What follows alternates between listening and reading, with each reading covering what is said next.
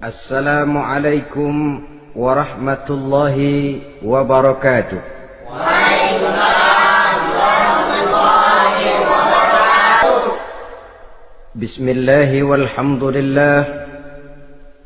Wassalatu wassalamu ala sayyidina Rasulillah wa ala alihi wa sahbihi wa mawalah.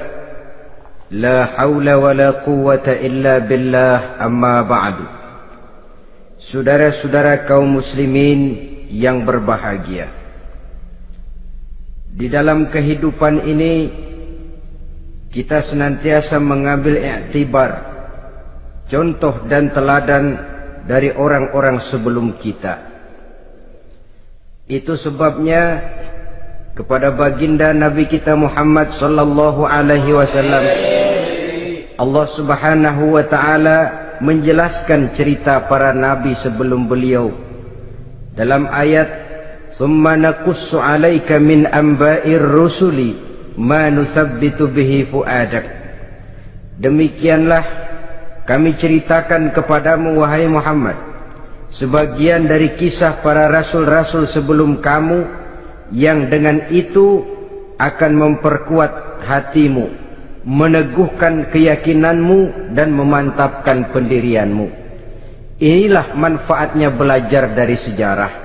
Jadi jangankan kita, baginda Nabi sendiri pun oleh Allah Subhanahu wa taala diceritakan sejarah para nabi sebelum beliau yang dimusuhi oleh umatnya, yang dicaci maki oleh kaumnya, yang terusir dari kampung halamannya, bahkan sampai ada yang terbunuh oleh umatnya. Itu seluruhnya merupakan iktibar manusabbitu bihi fu'adak, untuk memantapkan langkahmu, meneguhkan keyakinanmu dan menguatkan pendirianmu menghadapi perjuangan ini. Sehubungan dengan itu, pada pertemuan kali ini Al-Fakir ingin menyampaikan satu cuplikan kecil dari kehidupan seorang sahabat utama baginda Nabi, yaitu Sayyidina Umar ibn al-Khattab radhiyallahu anhu. Beliau adalah Umar bin Khattab bin Nufail bin Abdul Uzza dari suku Quraisy, golongan Bani Adi. Perawakannya tinggi, kekar dan gagah, melambangkan sifatnya yang pemberani, tegas, dan tidak pernah kenal takut kepada siapapun. Sebelum mendapat hidayah, Umar bin Khattab termasuk orang yang berdiri di barisan orang-orang yang memusuhi umat Islam. Ia terperangkap dalam tradisi jahiliyah, di mana gemar berperang dan bermabuk-mabukan juga merupakan hal-hal yang pernah dilaksanakan dalam kehidupannya sebelum beliau masuk ke dalam agama Islam. Oleh karena itu, dalam kehidupan beragama, hidayah merupakan sesuatu yang penting. Bagaimanapun banyaknya dosa dan kesalahan yang telah dilakukan oleh seseorang, tidak seharusnya menyebabkan ia putus asa dari rahmah Allah. Sebaliknya, bagaimanapun banyak kebajikan dan kebaikan yang sudah dikerjakannya, tidak perlu membuat dia besar hati, puas, bangga, apalagi menjadi lalai karenanya. Sebab kita belum tahu akan bagaimana ujung perjalanan dari kehidupan kita ini. Saudara-saudara, kisahnya pun masuk Islam merupakan peristiwa yang menarik. Pada satu hari, dengan pedang terhunus, Umar bin Khattab menuju Darul Arqam, tempat di mana baginda Nabi biasa berkumpul dengan para sahabat. Melihat mukanya yang beringas, matanya yang nanar, orang sudah menyangka dan mengerti ini tentu akan terjadi pembunuhan. Dalam perjalanan menuju Darul Arqam, Umar bertemu dengan Nuaim bin Abdullah. Nuaim bertanya, "Ya Umar, mau kemana ente?" "Mau membunuh itu, si murtad itu," kata. "Si murtad yang mana?" Yang mana lagi? Itu yang memecah belah kita, yang menghina berhala-berhala kita, yang menjelek-jelekkan nenek moyang dan keturunan kita. Siapa lagi kalau bukan Muhammad? Kata Nuaim Umar, enggak salah. Tidak salah lagi. Salah Umar. Salah kenapa? Apa kamu enggak malu? Kamu mau pergi membunuh Muhammad, sementara adikmu sendiri Fatimah, dia sudah termasuk salah seorang pengikut Muhammad. Mendengar ini, muka yang memang tadinya sudah marah dan merah, tambah jadi kelabu. Bukan main mangkelnya Umar bin Khattab. Orang lain dia musuhi, orang lain dia kejar-kejar. Ini malah adiknya sendiri menjadi pengikut dari baginda Nabi. Tidak jadi menuju Darul Arqam, dia berangkat ke rumah adiknya Fatimah. Adapun di rumah Fatimah sedang berkumpul Fatimah, suaminya Sa'id bin Zaid, dan seorang sahabat Habbab ibnul Arad. Mereka sedang membaca Quran. Waktu itu Quran belum lagi dijilid macam sekarang, jadi masih merupakan suhuf atau lembaran-lembaran tercecer saja. Ketuk pintu, ya tentu tidak assalamualaikum karena dia belum Islam. Tok tok tok. Siapa di luar? Umar. Mendengar suaranya saja, ini sahabat yang namanya Habbab ibnul Arad sudah lari ke belakang pintu. Sambil komat kamit baca doa mohon diselamatkan oleh Allah. Adapun Fatimah yang sedang memegang suhuf, lembaran tulisan Quran itu, menyembunyikan suhuf itu di belakang bajunya. Umar masuk. Fatimah, saya bang, apa benar berita yang saya dengar? Berita apa itu bang? Bahwa kau sudah masuk Islam. Bang, andai kata Muhammad memang benar, bagaimana? Sudahlah, jangan belit-belit. Jawab saja, kau masuk Islam benar atau tidak? Ya. Saudara hadirin, begitu dikatakan iya, tangannya langsung melayang, menampar muka adiknya ini, sehingga mengalir darah dari hidungnya.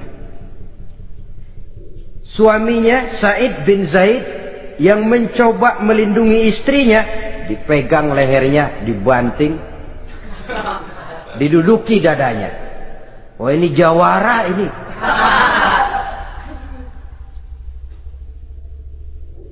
Namun pada saat sedemikian, suara kebenaran terpantul dari mulut Fatimah, adik dari Umar bin Khattab ini.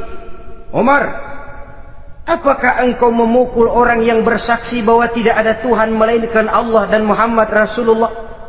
Apakah engkau menganiaya seseorang yang terpanggil untuk mengikuti kebenaran? Manusia macam apa engkau, Umar? Saudara, memang dia orang keras, tapi hatinya mudah menerima kebenaran. Sehingga mendengar kalimat adiknya ini tercenung dia sejenak, melongo, bengong kata anak sekarang. Ini kalau tidak karena keyakinan yang mantap, tidak mungkin orang ini, anak adik saya ini bicara macam begini. Umar, mengapa engkau memukul orang yang bersaksi bahwa tidak ada Tuhan melainkan Allah dan Muhammad Rasulullah? Mengapa engkau pukul orang yang mengikuti kebenaran, menerima hidayah dari Allah? Begitu yakin dan mantapnya, walaupun di tengah satu hal yang sangat menakutkan. Siapa yang tidak takut orang Quraisy berhadapan dengan Umar bin Khattab yang dikenal sebagai singa padang pasir pada waktu itu? Malahan dia termasuk salah seorang jagoan di tradisi masyarakat jahiliyah itu. Ada satu pasar yang namanya pasar Ukaz. Tiap tahun di pasar itu diadakan pesta. Pertama pertandingan syair. Jadi penyair waktu itu jadi kebanggaan. Syair-syair yang menang itu digantung di dinding Ka'bah. Jadi setiap suku akan bangga kalau mempunyai ahli syair yang hebat. Nah, lalu diadakan juga lah perlombaan balap kuda, memanah, termasuk gulat. Lah Umar ini tiap kali pertarungan mesti menang. Belum pernah ada yang berhasil mengalahkan dia. Jawara. Saudara-saudara, mendengar adiknya begitu mantap hatinya, apalagi ketika adiknya berkata begitu, suhuf, lembaran yang disembunyikan di belakang bajunya tersembul. Apa yang kau sembunyikan di balik bajumu itu? Suhuf. Apa suhuf itu? Lembaran Al-Quran. Coba saya lihat. Enggak boleh. Kenapa? Kamu kotor. Orang kotor tidak boleh megang Quran. Saya mau lihat. Enggak boleh. Kalau kamu mau lihat, mandi dulu. Diturutinya permintaan adiknya itu. Lalu diambilnya suhuf tadi. Dia baca. Kebetulan ayat yang dibacanya ayat pertama dari surah Toha yang berlanjut dengan ayat 14 pada surah yang sama. Dia baca. Bismillahirrahmanirrahim. Toha ma anzalna ilaikal qur'ana litashqa illa tazkiratan liman yakhsha. Toha, tidaklah aku turunkan Al-Quran ini untuk bikin sukar manusia, melainkan merupakan pengingat bagi orang-orang yang takut kepada Allah. Lalu pada ayat ke-14, Innani anallahu la ilaha illa ana fa'budni. Sesungguhnya akulah Allah, tidak ada Tuhan melainkan aku, maka hendaknya hanya kepadakulah kamu menyembah. Wa aqimis sholata li dzikri, dirikanlah salat untuk mengingat aku. Inna sa'ata atiyatun akadu ukhfiha litujza kullu nafsin ma tas'a. Sesungguhnya kiamat itu pasti akan datang, yang sengaja waktunya kami tidak beritahukan kepada kamu semua, untuk kami balas segala setiap orang tentang apa saja yang telah mereka lakukan dalam kehidupan di dunia ini. Setelah membaca ayat ini, gemetar tangannya. Ah, ini sih nggak main-main ini. Ini belum pernah saya baca ajaran semacam ini. Tidak patut orang yang mempunyai kitab suci semacam ini dimusuhi. Ini sesuatu yang benar. Tergetar jiwanya. Hei Fatimah, Muhammad di mana Muhammad? Saya tidak akan memberitahu kepada kamu. Di mana? Saya tidak akan memberitahu. Lebih baik kau bunuh saya kalau memang maksudmu mau mencelakakan Muhammad. Sama sekali saya tidak akan mencelakakan dia, Fatimah. Kasih tahu saja, di mana dia? Darul Arqam. Bergegas dia menuju Darul Arqam. Di dalam Nabi memang sedang kumpul dengan para sahabat. Termasuk ada Sayyidina Hamzah yang juga terkenal jawara juga. Ketuk pintu. Ketuk pintu. Siapa di luar? Umar. Di dalam ini geger sebagian sahabat. Umar datang ini pasti bencana.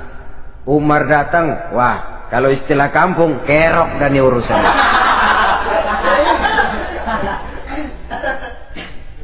Tapi baginda Nabi menenangkan mereka. Tenang, mudah-mudahan ada hikmahnya. Sayyidina Hamzah tampil, bukakan dia pintu. Kalau niatnya baik, kita terima. Kalau niatnya tidak baik, saya paling depan. Dibukakan pintu. Begitu dibukakan pintu, Umar masuk merangkul baginda Nabi, kemudian dengan tersendat, Ashhadu an la ilaha illallah wa ashhadu annaka ya Muhammad Rasulullah. Saya bersaksi tidak ada Tuhan melainkan Allah, dan saya bersaksi bahwa engkau hai Muhammad adalah utusan Allah. Sahabat takbir semua, Allahu Akbar, Allahu Akbar. Kegembiraan meliputi suasana ketika itu. Kenapa? Karena sebelumnya dikala Umar belum masuk Islam, dia merupakan ganjalan yang paling dikhawatirkan oleh umat Islam. Setelah dia masuk Islam, jelas merupakan satu keuntungan yang sangat besar. Dan dia tertarik kepada Islam bukan karena bujuk rayu orang, tidak karena diberikan harta, tidak karena diiming-iming oleh kedudukan tinggi, Tapi karena kebenaran, hidayah menembus hatinya melalui wasilah ayat dalam surah Thaha yang dibacanya melalui suhuf yang dipegang oleh adiknya tadi. Sejak saat itu berubah 180 derajat Umar bin Khattab radhiyallahu anhu. Tetapi tetap dengan sifatnya keras, tegas, dan tidak pernah kenal takut kepada siapapun. Cuma kalau sebelum Islam, dia kerasnya kepada Islam. Setelah dia masuk Islam, muter arah. Kepada siapapun yang memusuhi Islam, dia bersikap keras, tegas, dan tidak pernah kenal takut. Bahkan setelah beliau masuk Islam, satu hari ketika di Darul Arqam kumpul-kumpul, waktu itu Nabi belum berdakwah secara terbuka karena pengikut masih sedikit. Sayyidina Umar usul, "Ya Rasul, ada apa Umar? Alasna 'alal haq fi mamatina wa mahyana." Ya Rasul, bukankah kita ini berdiri di atas sesuatu yang benar? Bukankah mati kita, hidup kita untuk melaksanakan sesuatu yang benar? Bala ya Umar, betul Umar. Wallazi nafsi biyadih, innakum la'alal haq in muttum wa in hiyitum. Demi Allah Umar, kata Nabi, sesungguhnya kamu dan kita semua berdiri di atas kebenaran, hidup ataupun mati. Setelah mendapat jawaban begini, Umar masuk kepada tujuan pembicaraannya. Izan ya Rasul, fafimal ihtifal. Kalau memang begitu ya Rasul, kalau memang kita yakin kita berdiri di atas kebenaran, kita hidup karena kebenaran, kita mati pun memperjuangkan kebenaran, fafimal ikhtifa. Kenapa mesti ngumpet-ngumpet? Kenapa harus sembunyi-sembunyi? Wallazi ba'asaka bil haqq, demi Allah ya Rasul, la takhrujanna wa la nakhrujanna ma'ak. Tuhan harus keluar menyampaikan Islam ini secara terbuka, dan kami akan mendampingi Tuhan dengan segenap jiwa dan raga. Sekali masuk Islam gak tanggung-tanggung. Yang kayak begini ini yang kita perlukan sekarang ini. Begitu masuk Islam, nggak tanggung seluruhnya, jiwa dan raganya masuk Islam. Beliau yang pertama kali mengajukan ide, kenapa harus dakwah sembunyi ya Rasul? Wong kita berdiri di atas kebenaran, memperjuangkan sesuatu yang hak. Kalau kita mati, kita pun mati membela kebenaran. Kenapa mesti fafimal ikhtifa? Kenapa harus sembunyi-sembunyi? Mulai sekarang mari keluar ya Rasul, saya akan dampingi Tuhan, nyawa taruhannya. Saudara hadirin yang saya hormati, selalu dia tempat-tempat yang pernah dia melaksanakan maksiat sebelum dia Islam, selalu dia kunjungi sampai dia berkata, tidak ada tempat yang pernah saya melakukan kesalahan sebelum saya Islam yang harus saya tutupi dengan kebajikan setelah saya Islam sekarang ini. Bahkan ada satu riwayat menjelaskan beliau itu yang tinggi badannya, kekar perawakannya, gemetar orang ngadepin dia. Tapi beliau sendiri sangat mudah gemetar kalau sudah mendengar ayat-ayat Allah. Sehingga ada satu riwayat menjelaskan Sayyidina Umar itu setelah masuk Islam, kalau sholat kadang-kadang bila menoleh ke kanan beliau senyum, bila menoleh ke kiri beliau menangis berurai air mata. Ada orang bertanya, ya Umar, kenapa menengok ke kanan kau senyum, ke kiri kau menangis? Itulah kalau saya ingat jahilnya saya sebelum Islam. Adapun bila saya menoleh ke arah sebelah kanan saya tersenyum, teringat betapa dulu saya membuat berhala dari korma. Saya tumpuk-tumpuk, saya susun begitu.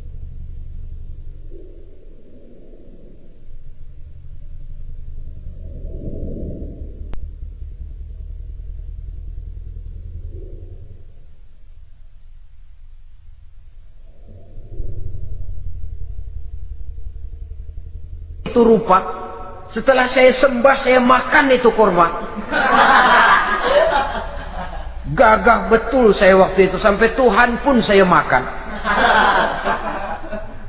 Adapun kalau saya menoleh ke kiri teringat putri kesayangan saya yang terbawa oleh tradisi jahiliyah, takut menanggung aib, merasa malu mempunyai anak perempuan, sampai dia terkubur hidup-hidup. Berurai air mata saya mengingat semua itu. Padahal Nabi sudah memberikan jaminan. Sebab saudara, jangan lupa, orang kafir masuk Islam, dalam Islam itu dihitung dari bayi lagi. Dari nol, itulah untungnya. Jadi misalnya sudah 60 tahun, dari kecil sampai 60 tahun kafir. Umur 61 masuk Islam. Nah, sejak umur 61 itulah yang dihisab oleh Allah. 60 tahun ke bawah gratis bersih pemutihan. Istimewa betul. Tapi jangan lalu diniatin, gua kafir aja. Nanti sudah tua-tua mau giliran mati baru Islam. Nah, itu diniatin lain. Ini yang karena faktor hidayah, saudara-saudara. Nah, cintanya kepada baginda Nabi luar biasa. Dalam setiap pertempuran beliau selalu di front terdepan. Bahkan demikian cintanya sampai ketika hari di mana baginda Nabi wafat, saudara-saudara. Disampaikan berita wafat Nabi kepada Umar ini. Ya Umar, baginda Nabi sudah wafat. Kamu ngomong apa? Baginda Nabi sudah wafat. Bukan sedih, nyabut pedang, keluar matanya melotot. Siapa yang bilang Muhammad mati, saya tabas batang lehernya. Begitu cintanya beliau kepada baginda Nabi, sampai-sampai nggak menerima kalau Nabi wafat. Taruhlah nggak bisa mati bersamaan, bolehlah mati beriring-iring saja barangkali maksudnya. Saudara-saudara, cabut pedang, kelayaban kemana-mana. Ayo, siapa ngomong Muhammad mati, saya tabas batang lehernya. Sampai bertemu dengan Sayyidina Umar, Sayyidina Abu Bakar. Di tempat orang banyak, Sayyidina Abu Bakar yang bijaksana ini pidato. Ayuhan nas, man kana ya'budu Muhammadan fa inna Muhammadan qad mata. Wa man kana ya'budu Allah fa inna Allah hayyun la yamut. Wahai manusia, barang siapa yang menyembah Muhammad, maka Muhammad sudah mati. Tetapi barang siapa yang menyembah Allah, Allah akan hidup selamanya dan tidak akan pernah mati. Mendengar pidato ini, Sayyidina Umar sadar bahwa sebenarnya yang tidak bisa mati itu cuma Allah. Bagaimanapun agungnya baginda Nabi, besarnya baginda Nabi, tinggi akhlak budi pekertinya Nabi, cintanya beliau kepada Nabi, Nabi manusia dan manusia harus mati.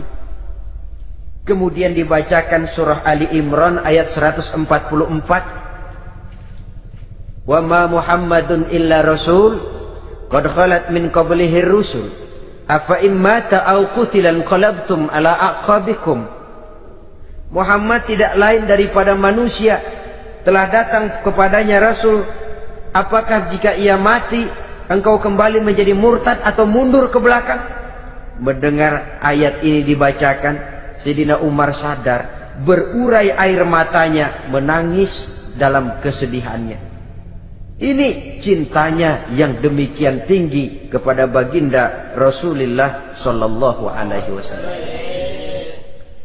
Begitulah seluruh kesalahan yang dia lakukan pada saat sebelum dia masuk Islam, berusaha dia tutupi dan dia tebus dengan segala kebaikan, pengabdian, perbuatan soleh setelah dia masuk Islam. Sehingga diajarkan oleh baginda Nabi, ittaqillaha haitsu ma kunta wa atbi'i sayyi'atal hasanata tamhuha wa khaliqin nasa bi khuluqin hasanin. Bertakwalah kamu kepada Allah, kata Nabi, dimanapun saja kamu berada. Jadi takwa tidak kenal tempat. Dimanapun saja kamu berada, bertakwalah kepada Allah. Di rumah takwa, di pasar takwa, di kantor takwa, di tengah orang banyak takwa, pada waktu sendirian takwa. Ittaqillaha haitsu ma kunta. Bertakwalah kau kepada Allah dimanapun saja kamu berada. Jangan takwa pakai tempat. Di masjid takwa, di kantor nyolong. Itu tidak haitsu makunta. Yang diajarkan oleh Nabi, dimanapun kamu berada, bertakwalah kepada Allah. Wa atbi'i sayyi'atal hasanah tamhuha, dan iringi perbuatanmu yang salah dengan kebaikan. Jadi kalau satu saat terselip kita berbuat salah, cepat iringi dengan kebaikan, tamhuha, dengan harapan kebaikan yang kita kerjakan akan menutupi dosa yang terselip kita lakukan. Ngomongin orang, astagfirullahaladzim, banyak istighfar. Istighfarnya mudah-mudahan bisa nutupin dosa karena ngomongin orang. Tapi jangan lalu tambah sulap. Ngomongin orang istighfar, terus ngomongin lagi istighfar lagi. Itu tentu tidak bisa dengan cara begitu. Barangkali terselip pernah mengambil harta orang tanpa alasan yang hak, imbangi dengan rajin sedekah misalnya. Barangkali pernah menyakiti hati orang, imbangi dengan perbuatan yang bisa menyenangkan hati orang lain. Itu namanya mengiringi perbuatan yang bersifat salah dengan kebajikan. Ini yang dilakukan oleh Sayyidina Umar. Setiap pelosok hampir dia datangi, tempat-tempat di mana dia pernah melakukan kesalahan sebelum Islam, di sana dia tegakkan kebajikan dan kebaikan. Kegagahannya, keperkasaannya, keberaniannya sepenuhnya bulat-bulat sudah diwakafkan untuk kepentingan Islam. Saudara hadirin yang saya hormati, diperlukan orang-orang yang punya keberanian macam Sayyidina Umar. Berani karena panggilan hidayah, bukan berani babi. Babi berani juga babi, cuman nyeruduk. Artinya berani yang tanpa pertimbangan. Berani yang tanpa pertimbangan pada akhirnya akan menyulitkan kita sendiri. Beliau gagah, beliau berani, beliau punya kekuatan, beliau punya wewenang, dan itu dimanfaatkannya untuk menjadi backing baginda Nabi kita Muhammad sallallahu alaihi wasallam. La takhrujanna wa la nakhrujanna ma'ak ya Rasul. Rasul, keluar, sampaikan dakwah secara terbuka. Saya akan mendampingi Tuhan. Jika ada yang ganggu Tuhan, saya paling depan. Backing yang mendampingi Rasul untuk menyampaikan risalah Islamiyah ini. Saudara hadirin yang saya hormati, wa khaliqin nasa bi khuluqin hasanin, kata Nabi, dan pergaulilah manusia dengan akhlak yang baik, karena dengan ini kau bisa mengambil hati orang. Dalam hadis lain katakan, innakum la tas'una an-nasa bi amwalikum walakin yas'uhum minkum bastul wajhi wa husnul khuluq.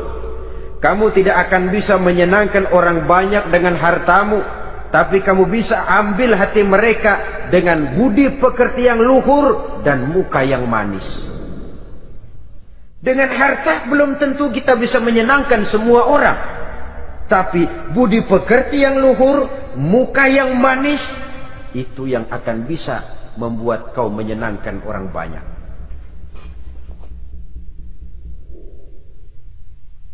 Setelah baginda Rasul wafat, pernah ketika berkumpul, Sayyidina Abu Bakar berkata kepada Sayyidina Umar, "Ya Umar, saya baiat kamu untuk menjadi khalifah." Jawab beliau, "Sayalah yang akan membaiat Tuan. Tapi Anda lebih utama dari saya, Umar. Keutamaan saya akan saya berikan kepada Tuan untuk mendukung kekhalifahan Tuan." Di sini kelihatan wataknya yang tidak ambisius. Gagah, berani, perkasa, tapi tahu diri. Enggak nyelonong. Tidak menggunakan kekuasaannya, kegagahannya untuk maksud yang sewenang-wenang. Oleh karena itu, setelah Sayyidina Abu Bakar wafat, beliau dilantik menjadi khalifah, keluarlah pidatonya yang terkenal. Ayuhan nas, inni qad wullitu alaikum walastu bi khairikum. Hai manusia, aku telah dipilih menjadi pemimpin kamu, padahal aku bukanlah orang yang terbaik di antara kamu. Kalau tidaklah karena aku melihat keutamaan, keteguhan yang dapat melindungi kalian, berat rasanya aku memikul amanah ini. Sebab apa? Alangkah beratnya menunggu datangnya perhitungan di akhirat nanti terhadap Umar. Ini yang jadi motifnya memegang jabatan khalifah. Sungguh berat bagi Umar menunggu datangnya saat perhitungan. Sehingga seolah-olah kalau bisa lah jadi Umar bin Khattab saja, jangan jadi khalifah kalau bisa. Tapi mau ya umat sudah kadang memilih. Sehingga benar kalau dalam satu hadis Nabi pernah mengajarkan jangan memberikan satu jabatan kepada orang yang memintanya. Sebab orang kalau sudah minta jabatan, apalagi pakai jilat-jilat, pakai upeti-upeti, tentu ada tendensinya. Ada batu di balik udang. Kalau udang di balik batu kan mungkin nggak kelihatan, tapi kalau batu di balik udang kelihatan betul itu. Ada maunya, ambisinya. Jangan memberikan satu jabatan kepada orang yang memintanya. Seakan di batinnya Sayyidina Umar menyesali. Kenapa Umar nggak jadi Umar saja, kok mau jadi khalifah gitu. Alangkah berat perhitungan buat saya di akhirat nanti. Nah, setelah jadi khalifah, sebagai satu i'tibar, saya akan mencoba mengemukakan beberapa sifatnya yang menonjol untuk pelajaran buat kita semua. Pertama, sikapnya terhadap keluarganya setelah beliau menjadi khalifah. Kedudukan sebagai keluarga Umar bin Khattab bukan merupakan kedudukan istimewa. Itu ditanamkan betul kepada keluarganya. Jangan karena bapakmu khalifah, lalu mentang-mentang anak khalifah kau merasa dapat fasilitas, merasa bisa berbuat semau-maumu. Kau harus punya tanggung jawab dan beban moral, memberikan contoh yang lebih baik kepada rakyat. Ini yang ditekankan kepada keluarganya. Kalau beliau mau mengeluarkan undang-undang, undang-undang itu lebih dahulu dibicarakan di tengah keluarganya, kumpul anak-anaknya. Ini akan ada undang-undang begini. Siapa di antara kalian mau mentaati, persilakan. Yang tidak pun persilakan. Tapi saya ingatkan, kalau ada dari keluarga Umar yang melanggar peraturan yang saya keluarkan ini, saya akan menghukumnya 2 kali lipat karena dia keluarga saya. Menghukumnya 2 kali lipat karena dia keluarga saya. Jadi bukan mentang-mentang anak babe lalu kebal hukum. Tidak.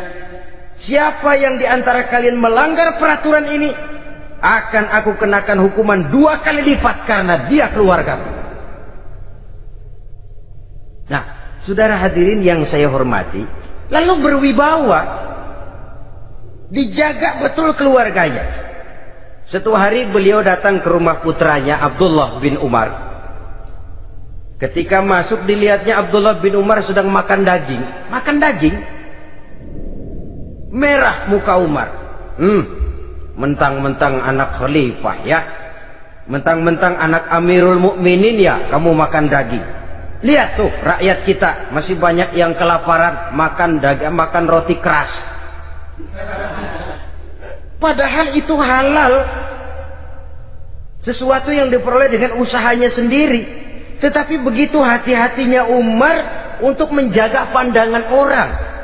Keluarga khalifah merupakan beban moral sebab akan dijadikan contoh oleh rakyatnya. Mentang-mentang anak khalifah ya makan daging. Lihat tuh rakyat, roti keras digarotin. Lain saat beliau pergi ke satu pasar. Di situ dilihat ada sapi gemuk-gemuk. Tempat lain sapinya kurus-kurus. Tanya, ini yang gemuk-gemuk sapi siapa? Sapi Abdullah bin Umar. Sapi anaknya. Panggil Abdullah bin Umar, suruh sini. Datang anaknya. Abdullah bin Umar, bagaimana ceritanya sampai ini? Begini Bapak. Dahulu itu dengan uang saya beli sapi kurus-kurus. Lalu saya rawat. Saya berikan upah orang untuk merawat sapi-sapi itu, sampai sekarang dia menjadi gemuk. Akan saya jual dan keuntungannya tentu sesuatu yang halal. Subhanallah, kata Umar. Kau ini anak Amirul Mukminin. Jual sapimu, ambil modalnya, untungnya, masukkan Baitul Mal untuk urus kepentingan orang Islam. Dia nggak mau anaknya terlibat bisnis, ndompleng kekuasaan ayahnya. Karena mentang-mentang anak khalifah lalu segala macam bisnis lancar. Orang takut karena apa? Anak babe. Ada lagi. Pada waktu pembagian harta ghanimah, putri beliau yang namanya Hafsah, ini adalah istri baginda Nabi, meminta bagian. Kaum kerabat ayah, ini kerabat khalifah, kitalah dulu kerabat. Kalau kau kerabatku, maka jatahmu nanti dari ayahmu.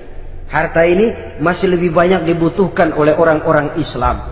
Nanti belakangan, kalau ada sisanya. Belakangan kalau ada sisanya. La haula wala quwata illa billah.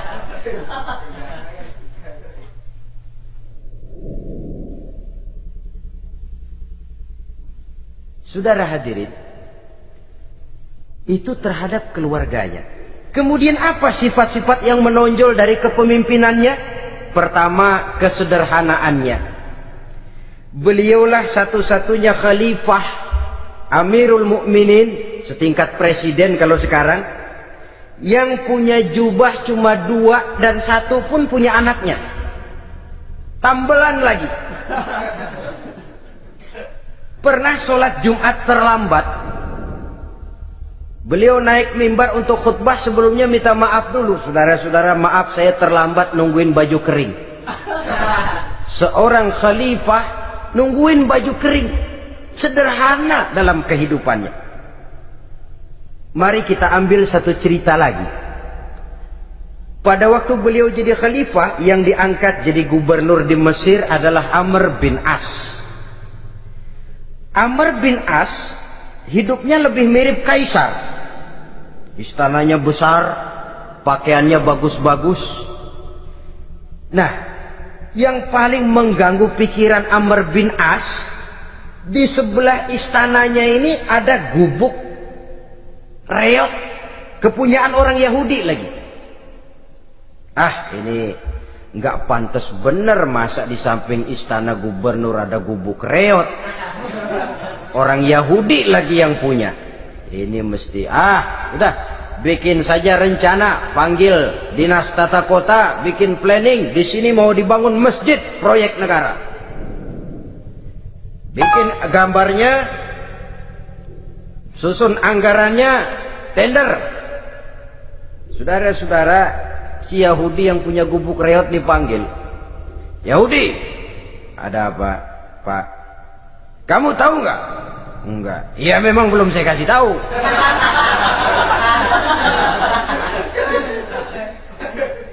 Ada apa, Pak?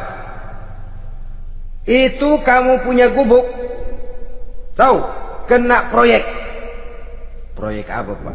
Kami mau bangun masjid besar di situ. Dan tidak sesuai ada gubuk reot di samping tempat gubernur. Jadi maksud Bapak, gubukmu, tanah-tanahnya mau saya bebaskan. Saya beli. Enggak mau, Pak, saya enggak mau jual. Saya bayar 2 kali lipat. Enggak mau. 3 kali lipat, 6 kali lipat juga enggak mau, Pak. Saya dari muda peres keringat banting tulang cuma segitu-gitunya, Pak, tempat saya tinggal. Gubuk reot sama tanahnya sedikit. Makmur saya, Pak, cuma rumah sama sumur.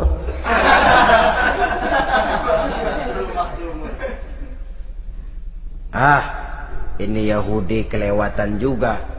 Akhirnya turun perintah, sudah, kalau dia nggak mau dibebaskan, gusur saja, tarik, ambil bulldozer. Digusur. Yahudi ini berurai air matanya. Aduh, begini jadi rakyat kecil, udah jatuh ketiban ember lagi. Tapi pikir-pikir Amr bin As kan bukan yang paling atas. Dia kan cuma pejabat, masih ada atasannya lagi. Lapor lapor. Yahudi ini berangkat ke Madinah. Bayangkan dari Mesir ke Madinah. Jalan. Di sepanjang jalan dia berpikir. Fikir membanding-banding. Kalau gubernurnya saja istananya begitu mewah, apalagi khalifahnya. Kalau gubernurnya galak main gusur, apalagi khalifahnya. Dan saya bukan orang Islam, apa dia lemin ngadu? Apa dapat tanggapan? Berangkat dia sambil harap-harap cemas. Sampai di pintu kota Madinah, dia temui orang lagi tidur di bawah pohon korma. Selamat siang Pak. Ada apa? Pak. Apa? Mau lapor. Lapor apa? Bapak tahu Khalifah Umar bin Khattab? Tahu? Istananya di mana Pak? Istananya di atas lumpur. Di atas lumpur. Di atas lumpur. Pengawalnya banyak Pak. Banyak. Siapa Pak? Yatim piatu, janda-janda tua, orang-orang miskin, orang-orang lemah, itu pengawalnya.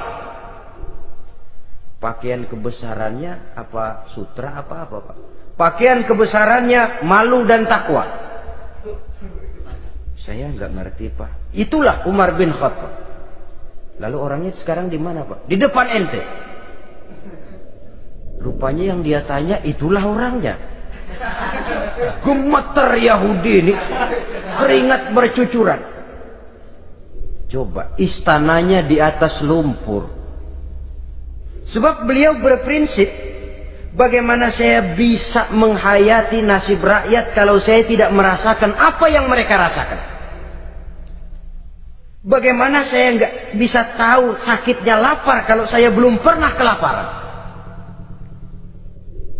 Itu prinsipnya. Istananya di atas lumpur. Para pengawalnya yatim piatu, janda-janda tua, orang-orang miskin, orang-orang lemah dan tidak mampu. Dan pakaian kebesarannya malu dan takwa. Kamu dari mana? Dari Mesir Pak. Ada apa? Mau laporan gubernur Bapak di Mesir yang namanya Amr bin As. Kenapa? Main gusur aja Pak. Ceritanya, iya dia mau bangun masjid. Kebetulan di areal itu saya punya tanah sama gubuk segitu-gitunya. Saya nggak mau dibeli, digusur Pak. Saya mau mencari keadilan. Begini, kamu lihat tempat sampah itu. Lihat, di situ banyak tulang. Coba kamu ambil kemari satu, tulang unta, bawa sini. Bingung Yahudi. Pak, saya kemari mau cari keadilan. Kalau tulang mah di Mesir juga banyak Pak. Sudahlah, pokoknya kau ambil saja tulang itu. Dicoker-coker dapat dikasih. Tulang itu digaris lurus oleh Sidina Umar dengan ujung pedang. Red. Nah, nih, kau bawa kepada Amr bin As. Makin bingung itu Yahudi. Suruh bawa tulang cuman digaris. Nanti saya ngomong apa Pak? Sudahlah, kasih saja. Pulang dia. Sampai di Mesir. Tuan Gubernur, ada apa? Saya baru menghadap Khalifah. Kemudian beliau sampaikan ini, dikasih tulang. Amr bin As ngelihat tulang ada goresan lurus dengan ujung pedang, gemetar. Badannya keluar keringat dingin. Panggil kepala proyek. Proyek batal. Masjid nggak jadi didiriin. Itu gubuk Yahudi diriin lagi. Ini Yahudi makin bengong. Ini gubernur dapat tulang doang segitu takutnya.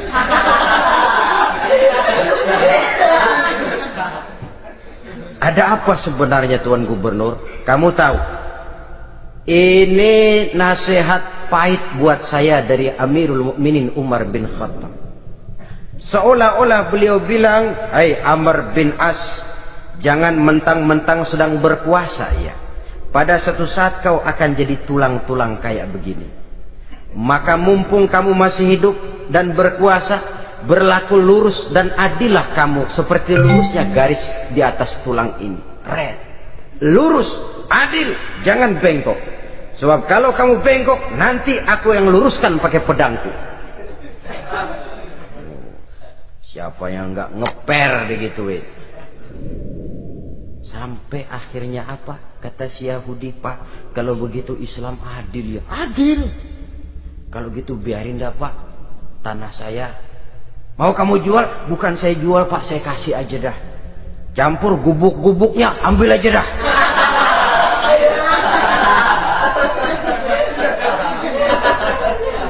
Masuk Islam si Yahudi ini oleh karena keadilan dari Umar bin Khattab.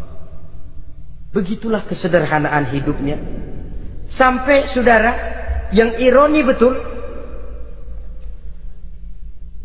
pernah Utsman bin Affan, Ali bin Abi Thalib, Thalhah dan Zubair kumpul mendengar berita bahwa Sayyidina Umar ini punya hutang. Bayangkan, seorang khalifah untuk melangsungkan hidupnya sampai punya hutang. Padahal Baitul Mal di bawah kekuasaannya. Berunding Utsman, Ali, Thalhah, Zubair. Kalau kita langsung ngomong sama Umar nggak enak dong, dia nggak bakalan terima. Lewat putrinya aja, Hafsah. Baik. Hafsah ngomong sama Umar, Abah, kenapa? Bagaimana kalau honor Abah ditambah, ditingkatkan supaya hutang bisa ketutup? Hafsah, saya Abah. Siapa yang nyuruh kamu ngomong begitu? Enggak ada. Ada. Saya tahu ada ini. Kalau enggak ada, kamu enggak mungkin ngomong begitu. Tapi orangnya kalau saya tuntut, mereka mungkin enggak mau. Sekarang saya mau tanya Hafsah, kau kan istri Rasul, betul? Nah, saya mau tanya, suamimu makanannya apa? Daging? Bukan. Roti. Tempat tidurnya kasur empuk? Bukan. Kain kasar yang kalau musim panas kami bentangkan, kalau musim dingin separuh buat tidur, separuh buat selimut. Pakaian yang dibelikan untukmu berapa banyaknya? Cuma 2. Nah, itu guru saya, orang yang paling saya cintai, dan itu yang saya ikuti. Bahkan setelah beliau wafat, Sayyidina Umar ini hutangnya ditanggungkan kepada anaknya Abdullah bin Umar, dan itu pun dilunasi dengan menjual rumahnya, sehingga rumahnya itu disebut Darul Qadha, rumah bayar hutang. Begitu kesederhanaannya. Jadi nggak pakai aji mumpung jadi khalifah lalu kayak ikan gurita, tangan yang mana aja megang. Itu kan mental monyet. Monyet itu kan begitu, tangan megang kiri kanan, mulut ngawal, kaki megang, temennya dikasih masih ngerampas juga. Monyet rakus betul itu. Itu kesederhanaannya. Kenapa kesederhanaan ini timbul? Karena sikap zuhudnya. Zuhud itu tarkud dunia li ajlil akhirah. Orang yang mengambil dunia hanya yang diperlukan dengan lebih mengutamakan kehidupan akhirat. Watak zuhudnya yang sangat menonjol. Dialah pahlawan yang paling berani di medan perang. Dialah imam yang paling khusyuk di masjid. Dan tidak jarang kalau sholat sendiri, begitu membaca ayat yang menceritakan neraka, nangis berurai air matanya. Saudara hadirin ma'asyiral muslimin rahimakumullah. Jadi kesederhanaan dan kezuhudan ini bukan lewat teori disampaikan oleh Umar, bukan lewat penataran seluruh aparat, tidak, lewat contoh konkret. Inilah saya, contoh sederhana dan zuhud. Bagaimana saya akan bisa merasakan penderitaan kalau saya sendiri tidak pernah menderita? Bagaimana saya akan tahu sakitnya lapar kalau saya belum pernah kelaparan? Maka tanpa penataran, tanpa upgrading segala macam, berhasil karena prinsip keteladanan. Beliau jadi contoh utama. Dan sumber utamanya tentu tidak lain karena contoh dari baginda Nabi besar Muhammad sallallahu alaihi wasallam. 2, sederhana. Yang kedua, zuhud. Yang ketiga, sifat yang menonjol dari kekhalifahannya adalah adil. Kalau sudah bicara soal hukum, dia tidak pernah kenal kompromi. Adalah seorang pemuka Nasrani masuk Islam. Namanya Jabalah bin Aiham. Ketika dia bikin haji, kain ihramnya keinjak orang Arab yang hitam, Badui. Jengkel, dia merasa bekas tokoh, enak aja nih orang udah jelek nginjak lagi. Ditempeleng orang tadi. Orang ini lapor kepada Umar. Panggil Jabalah bin Aiham. Panggil. Kau ditampar? Betul Khalifah. Tampar dia. Tampar lagi. Dipukul orang itu di depan Sayyidina Umar. Jadi tidak karena kau ini bekas kepala suku, kau ini bekas orang terhormat, lalu ada kebijaksanaan yang tidak bijaksana, kebijaksanaan yang akhirnya jadi tidak bijaksana. Dan itu memang sudah dimulai dengan memblokir keluarganya. Tidak satu keluarganya pun yang boleh mempunyai perasaan bahwa menjadi keluarga khalifah merupakan fasilitas dan keuntungan. Kau jangan makan di atas punggungku, kau jangan menikmati fasilitas di atas keringatku. Dan tidak ada keinginan mewariskan jabatan khalifah kepada anak-anaknya. Pernah beliau musyawarah, saya bingung, kenapa khalifah? Gubernur Kufah ini sulit nyari orang. Diangkat yang lemah, rakyat ngeluh. Diangkat yang keras, rakyat juga ngeluh. Ada calon khalifah, kalau ini mah nggak salah lagi nih buat gubernur Kufah. Siapa? Abdullah bin Umar, anak beliau sendiri. Melotot matanya. Jangan macam-macam kau. Cukup satu orang Umar memegang jabatan ini. Kalau berhasil, kami keluarga Umar sudah merasakannya. Kalau gagal, cukup kegagalan seorang Umar. Tidak berusaha mengorbitkan anaknya, wah anak babeh diangkat jadi jadi tidak, malah diblokir, cari yang lain. Tapi Abdullah bin Umar cukup syarat ya khalifah, dia orang bertakwa dan soleh. Yang takwa dan soleh bukan cuma anak Umar, anak orang lain juga banyak yang takwa dan soleh. Itu prinsipnya. Sehingga ketegasannya ini membuat orang jadi sungkan. Dan tidak seorang pun berani kirim-kirim upeti hadiah. Pernah itu ada pejabat dari Azerbaijan kirim makanan, kue, mending apa? Kue. Gitu dicicipi enak.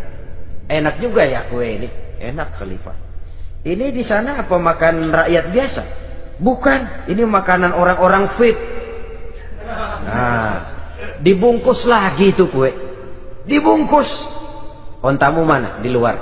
Ambil, bawa pulang, serahkan lagi kepada gubernur di sana. Kasih tahu salam dari Umar bin Khattab.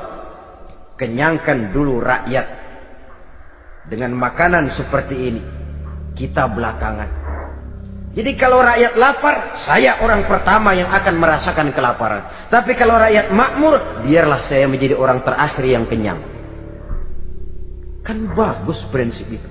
Jikalau rakyat kelaparan, saya akan jadi orang pertama yang merasakan lapar. Tapi kalau rakyat makmur, biar saya jadi orang terakhir yang kenyang.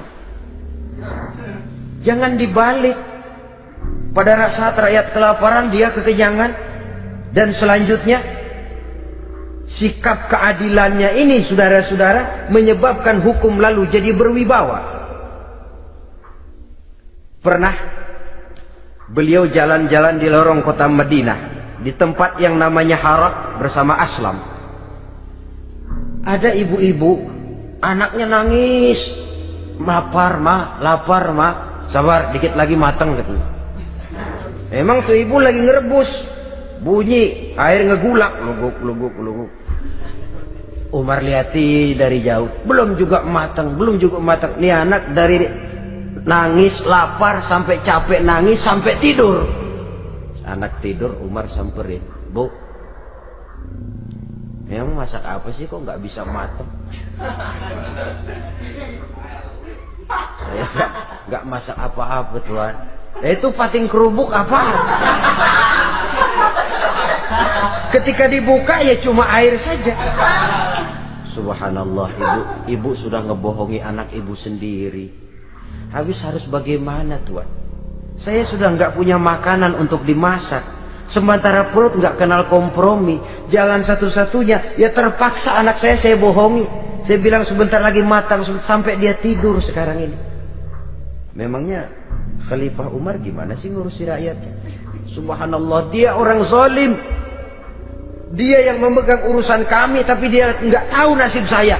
Anak kelaparan, keluarga terlantar. Oh begitu. Iya, zalim betul Umar bin Khattab itu. Kalau begitu ibu tunggu sebentar. Dia pulang bersama Aslam menuju Baitul Mal. Dia ambil tepung 1 karung, dipikul sendiri. Dipikul sendiri. Kata Aslam, ya Khalifah, biar saya yang bawa. Jangan. Kenapa Khalifah? Apa kau kira kau sanggup mikul dosa saya di akhirat nanti? Biar saya yang mikul sendiri. Dia bawa ke tempat tuh ibu-ibu. Dia masakin sendiri. Nah bu, sudah matang, persilakan masak. Makan. Alhamdulillah Tuhan. Mudah-mudahan Allah memberkahi Tuhan. Tuhan lebih baik dari Umar bin Khattab yang zalim itu. Memang sebenarnya Tuhan siapa, kata tuh ibu? Saya. Iya, saya ya Umar bin Khattab yang ibu bilang zalim itu. Gemetar si ibu. Gemetar si ibu. Tapi memang peka dan menghargai kritik orang.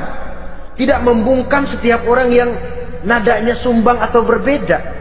Kadang beliau berkata, saya khawatir karena orang terlalu segan dengan saya, lalu nggak ada yang berani negor kalau saya salah.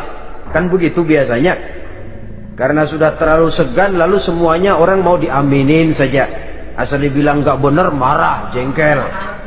Lalu disingkirin, maunya diiyain, inge kula nuwun. Oke bos. Beliau bilang, saya khawatir kalau tidak ada orang yang mau menegur kesalahan saya jika saya terlanjur nanti.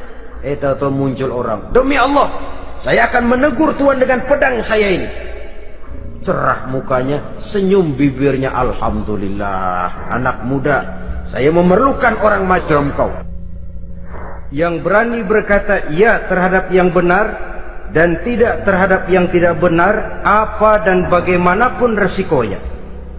Di sini kelihatan sikap beliau menghadapi orang yang berbeda pendapat. Keadilan, keberanian dan ketegasan, cepat menerima kebenaran merupakan serentetan dari sifat-sifat utama beliau sejak masuk Islam sampai menjadi khalifah yang kedua. Bahkan dengan jasa beliau, Islam kemudian tersebar, menembus dinding Jazirah Arabia, memasuki Bizantium dan Persia, sehingga beliau juga dikenal sebagai periode Al-Futuhat Al-Islamiyah.